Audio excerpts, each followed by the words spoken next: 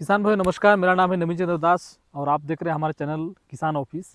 हम वर्तमान में हैं तरबूज खेत में और हमारे साथ हमारे छोटे भाई है तापस शाह जी। ये बीएससी एग्रीकल्चर पढ़ाई भी किए हैं, साथ में अभी दुकान चला रहे हैं। 3-4 साल का इनका अनुभव है, खेती से जुड़े हुए भी हैं। ठीक, और खुद का प्लाट है इनका, खुद तरबूज लगाए हैं। और सबसे खास बात ये होता है कि दुकान में रहते हैं तो कई प्रकार के किसान आते हैं अलग अलग फसल का जानकारी लेके कि मेरे को ये समस्या हो, मेरे को ये समस्या हो, और उनका निदान करते हैं, दवा भी देते हैं।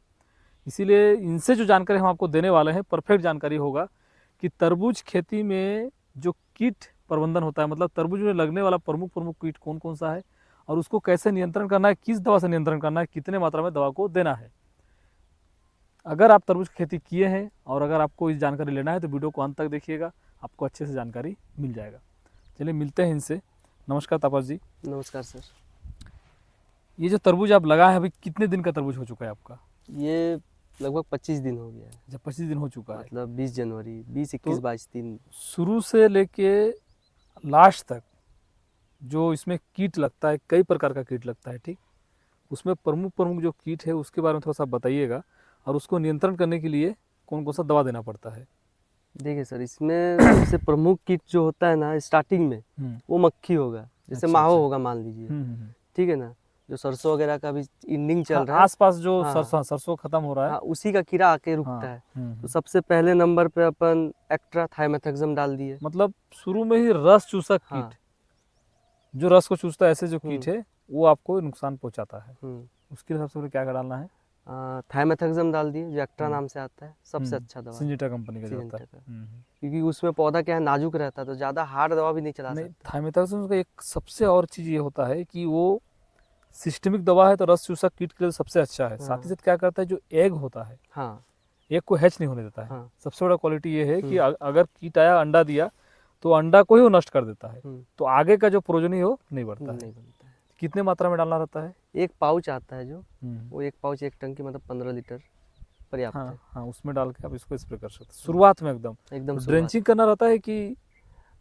जैसे हमारे इधर तो नहीं लगता है, हम्म, जैसे जड़ माहो भी बोलते हैं, अच्छा। वो समस्या हमारे इधर नहीं है, हम्म, तो उसको स्किप कर सकते हैं। उसको स्किप कर दें हम। ठीक, इसके बाद फिर क्या प्रॉब्लम आता है? इसके बाद वही माहो का ही कंटिन्यू चलता है, एक आध दो स्प्रे। एक आध 2 स्प्रे चलेगा। तो एक्ट्रा तो शुरू में चला दिए, हम्म, तो दूसरा में क्या किए कि बायर का एडमायर आता है, उसके साथ फिर एक्ट्रा कर दिए। वहाँ मतलब तक हमको हाँ, चेंज कर, मतलब चेंज करते रहे। रेजिस्टेंस नहीं हो पाए हाँ, कीट इसमें। वहाँ तक मारते मारते ये समस्या दिखता है कि लीफ माइनर लग गया है, या अच्छा। फिर एफिड लग गया है, या फिर एक माइट आता है जो नंग नाकों से नहीं दिखता है, रेड माइट बोलते हाँ हैं, हाँ, रेड वो भी माइट, लग ठीक ठीक। जाता है। कई किसानों का भी देखने को मिला है, रेड माइट का शिकायत आया तो हुआ हम है। शुरू में अगर सिस्टमिक दवा को स्प्रे कर देते हैं तो मैं तो सोचता हूँ जो रस चूसक प्रजाति का जो कीट है, चाहे वो आपका माइट हो जाए, चाहे हम्म, व्हाइट फ्लाई हो जाए, हम्म, या तो एफिड हो जाए, मतलब इस तरह का जो भी रस चूसने वाला कीट है, हम्म। अगर हम हर एक हफ्ते में एक बार अगर स्प्रे करते हैं या ड्रेंचिंग कर देते हैं तो उसका हम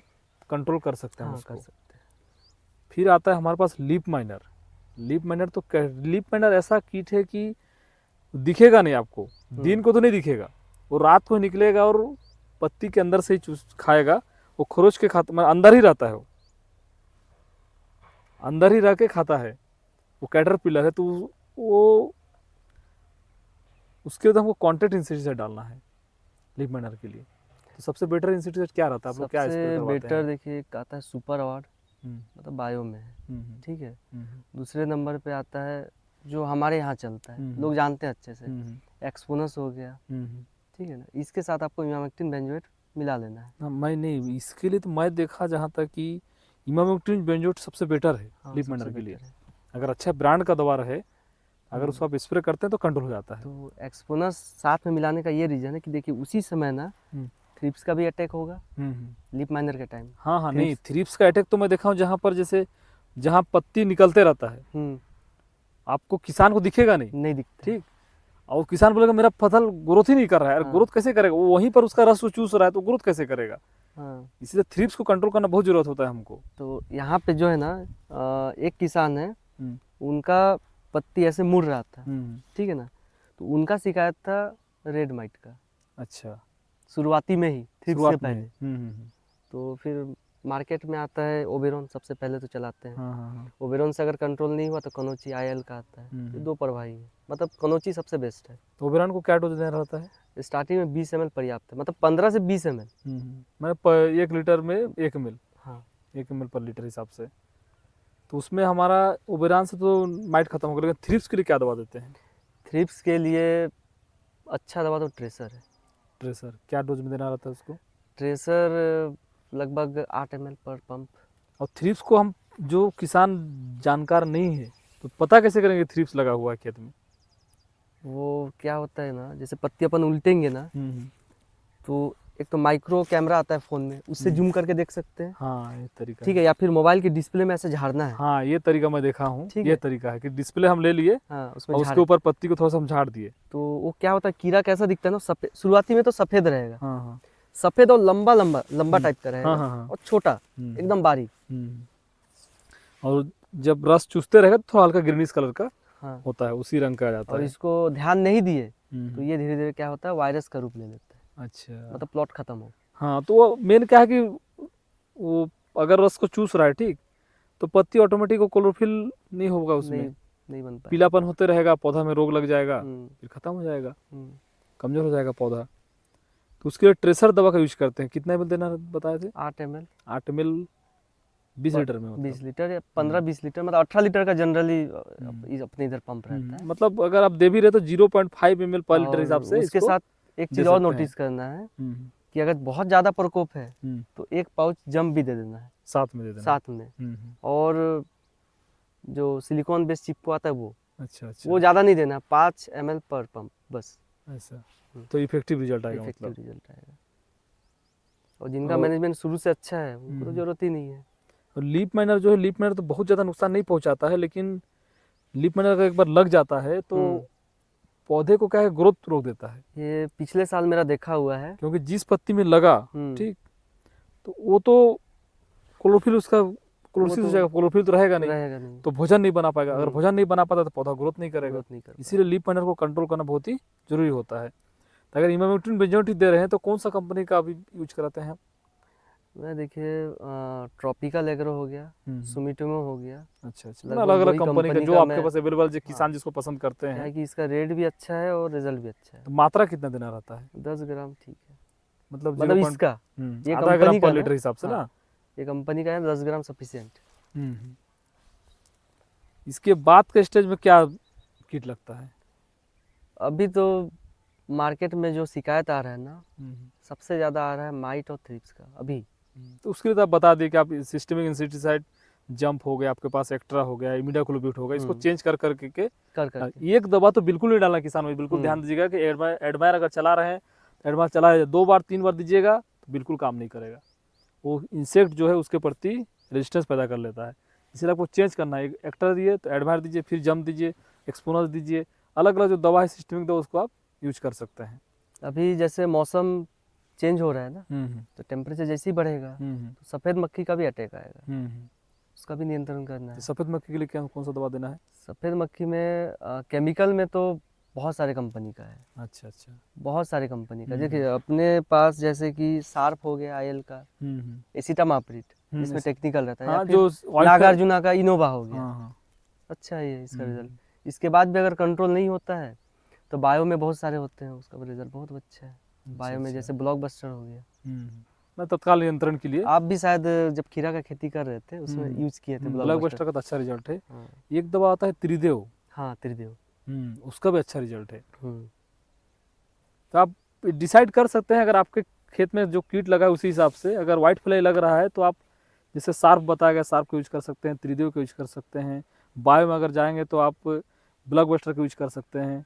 इस तरह से आप अपने सफ़ेद मक्खी को नियंत्रण कर सकते हैं। इसके बाद जो मैं देखा था पिछले साल, जो मैं तरबूज खेती किया था, तरबूज जब आकार बड़ा हो जाता है, ठीक, बड़ा जब होता है तो उस स्थिति में होता क्या है कि कैटरपिलर उसको खरोचता है, पता नहीं चलेगा, ठीक, झाड़ी झाड़ी लगा रहता है पूरा। अभी तो खेत खाली दिख रहा है, फिर भर जाएगा तो कैटरपिलर उसको खरोच खरोच को क्या करता है कि नुकसान पहुंचा देता है।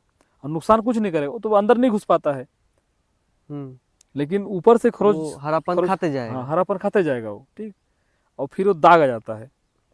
तो जो व्यापारी है उसको रिजेक्ट करके उसको हटा दो, तो किसान को नुकसान हो गया। इतना दिन बड़ा करके पाल पोस के बड़ा किया और थोड़ा सा दाग के चलते हट गया, तो उसके लिए परफेक्ट इंसेक्टिसाइड, मैं तो जितना आप बता रहे हैं इंसेक्टिसाइड तो नॉर्मल चलते रहेगा, लेकिन अंतिम स्थिति जाके जब हमको बेचना रहता है उस समय हमारा रिजेक्ट होता है, और सिर्फ एक कीट के कारण। तो उसका नियंत्रण का थोड़ा सा बताइए, क्या दवा सबसे अच्छा है कि एक बार स्प्रे कर दिया खत्म हो जाए? फल का साइज लगभग आधा किलो हो गया हो, तो कुछ समझ में नहीं आ रहा है और दिख भी नहीं रहा है कि वहाँ पे लगा है, फिर भी क्या है कि वाइगो आता है मार्केट में बायर का, उसको स्प्रे कर दे। अच्छा अच्छा, अगर नहीं लगा है फिर भी कर दे। क्या डोज में डालना है देना उसको? वो 10 से 15 ml। 10 से 15 ml मतलब हाँ। मान लीजिए, मतलब 10 ml अगर कर दिए तो ठीक है। हाँ, मतलब अगर नहीं कीट लगा हुआ है तो आप 10 ml ही दीजिए, ज़्यादा देने की आवश्यकता नहीं है। और जो किसान भाई नहीं कर पाए हैं, दिख रहा है कीट वैसे एक दो फल में आ चुका है, तो उस समय स्थिति में क्या करना है? उस समय डेलीगेट चला देंगे। डेलीगेट? तो क्या कितना मात्रा में देना है उसको? Delegate 20 ml। 20 ml पर टैंकी, मतलब 1 ml पर लीटर हिसाब से। अगर कीट लग गया है और नुकसान पहुंचा रहा है तो उस स्थिति में आपको क्या करना है? डेलीगेट चलाना है। डेलीगेट चला देना है। तो इस तरह से किसान भाई हम कीट का नियंत्रण करना बहुत ही आवश्यक होता है। हम जितना अच्छा उर्वरकों का प्रबंधन करें, पानी अच्छे से दे, घास नियंत्रण कर ले, लेकिन अगर कीट लग जाता है तो आपका फसल को पूरा चौपट कर सकता है। इसलिए कीट नियंत्रण करना बहुत ही जरूरी है।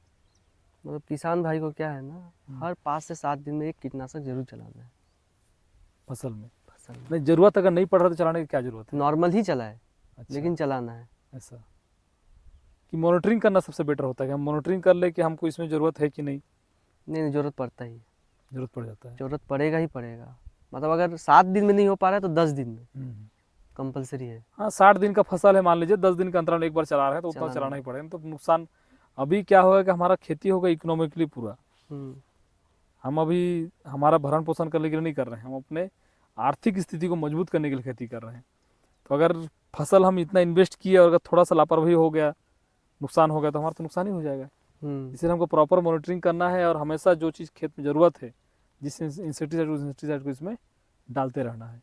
क्योंकि उस हिसाब से फर्टिलाइजर का शेड्यूल भी है, तो पौधा खाएगा और बढ़ेगा, तो पत्ती तो कोमल रहेगा ही, मीठापन आ जाएगा उसमें, तो इंसेक्ट का ऑटोमेटिक अटैक करेगा ही करेगा, है ना। ये चीज़ है। ज़्यादा लंबा कर दिएगा वीडियो बनाते बनाते, 12 मिनट कर दी इसको।